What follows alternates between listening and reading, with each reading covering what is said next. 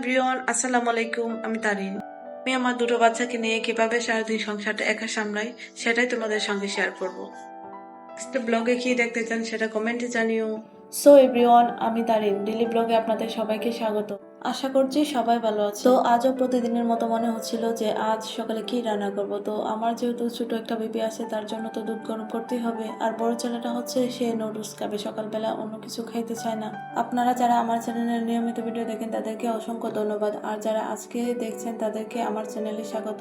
আজকে আমার পুরো দিনের গল্পটি আপনাদের সঙ্গে শেয়ার করব। ছোট ছোট বাচ্চাকে নিয়ে আমার কিভাবে দিন শুরু হয়, দিন কিভাবে কাটে, আর দিনের শেষের অনুভূতিটা আপনাদের সঙ্গে শেয়ার করব। দেখানোর চেষ্টা করব আমি সারাদিন কি কি করি। এই তো সকালে ঘুম থেকে ওঠার পরে শুরু হয়ে যায় আমার ব্যস্ততা। সকালে ঘুম থেকে ওঠার পরে বাচ্চারা ওদের আগে দেখাশোনা করি, তারপরে নাস্তা রেডি করি। ছোট বাচ্চাদের সবসময় খাওয়ানো সহজ হয় না, কখনো ছোটাছুটি করে, কখনো গল্প শুনিয়ে, কখনো দৌড়াদৌড়ি করে, এভাবেই খাওয়া। তবুও যদি ওরা খেয়ে নেয় তখন মনে শান্তি লাগে। ওদের খাওয়ানোর পরে বাসার ছোট ছোট কাজগুলি করা, যেমন রান্না বান্না করা, ঘর গোছানো, কাপড় ধোয়া। হিসাবের বাইরেও সারাদিন টুকিটাকি অনেক কাজ থাকে। কেমন হয়েছে বাবা?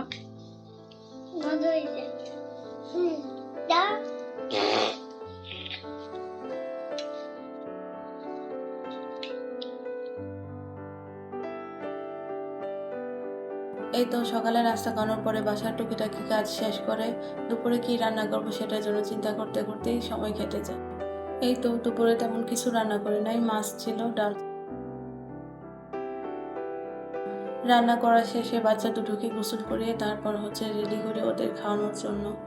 তো দেখেন বাচ্চাটা কত হাসি খুশি খেলা করতেছে। ওর হচ্ছে বিছানার চাদরটা ওর কাছে অনেক বেশি ভালো লাগছে। সারাদিন যতই কষ্ট করি না কেন, যতই ক্লান্ত হয় না কেন, যখন দেখি ওরা হাসছে, ওরা জড়িয়ে ধরছে আমাকে, মাঝে মাঝে জড়িয়ে ধরে বলে আম্মু তোমাকে অনেক ভালোবাসি, তখন যেন মনে হয় আমার কষ্টটা যেন সার্থক। আমি পৃথিবীর শ্রেষ্ঠ মা হতে পারবো কিনা জানি না, তবে আমার বাচ্চা দুটোকে আমি এমনভাবে মানুষ করবো, এমনভাবে আদর যত্ন দিয়ে বড় করবো যেন ওরা কখনোই বলতে না পারে যে আমাদের কোনো অযত্ন হচ্ছে। দিনের বেশিরভাগই আমি আমার বাচ্চাদের সঙ্গে সময় কাটাই, কারণ আমি আমার বাচ্চাদের ফোন দিতে চাই না হাতে।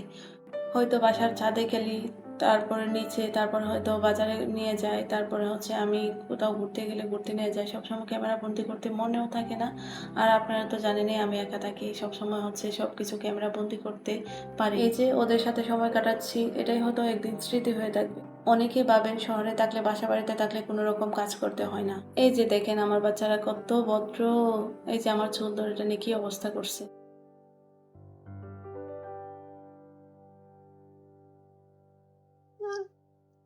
আমার চুলে টান দিছো কেন?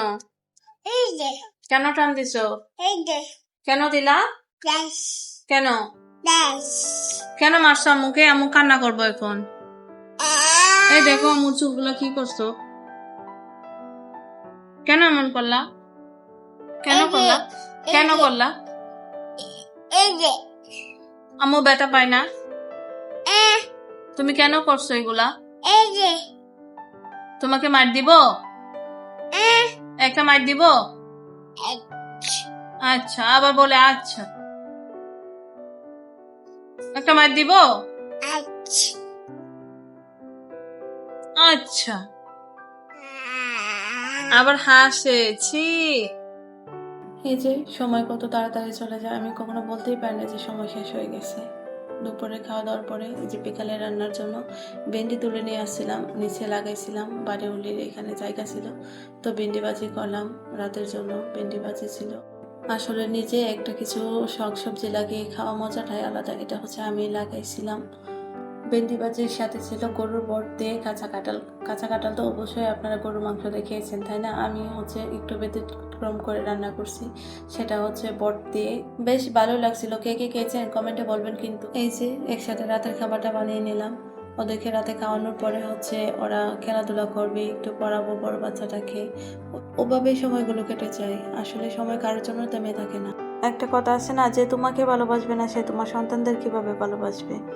এটা হচ্ছে চিরসত্য কথা, যে আমাকে ভালোবাসে না সে আমার সন্তানদের কিভাবে ভালোবাসবে। সারা জীবন একটা কথাই মনে থাকবে, আমি ছাড়া আমার সন্তানদের পাশে কেউ ছিল না। আল্লাহ ভরসা, আমি আমার সন্তানদের জন্য যথেষ্ট। আমরা তিনজন সবসময় একসঙ্গেই খাই, এক প্লেটে ভাত বেড়ে, তারপরে হচ্ছে বড় ছেলেটাকে ছোট ছেলেটাকে খাইয়ে আমি ওটাতেই খাই। আমরা এভাবে খাইতে একটু বেশি পছন্দ করি। ওর হচ্ছে লেখা শেষ হচ্ছিল না, তাই ও আবার খাইতে খাইতে লেখা শেষ করতেছিল। কিছু কিছু মানুষ তো মনে করে আমি একের ভিতর সব, মানে ওরা মনে করে যে আমি বাচ্চাদের টেক কেয়ার করি, একা একা থাকি।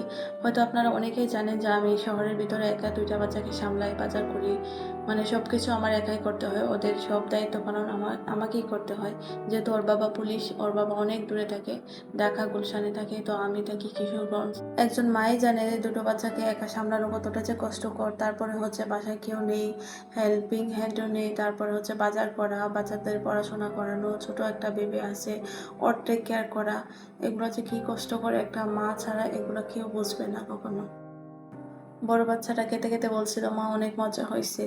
আমার বড় বাচ্চা আর আমার হাজব্যান্ড ওরা হচ্ছে একই রকম, আমার রান্নাকে সবসময় বলবে যে আম্মু রান্নাটা খুব মজা হয়েছে।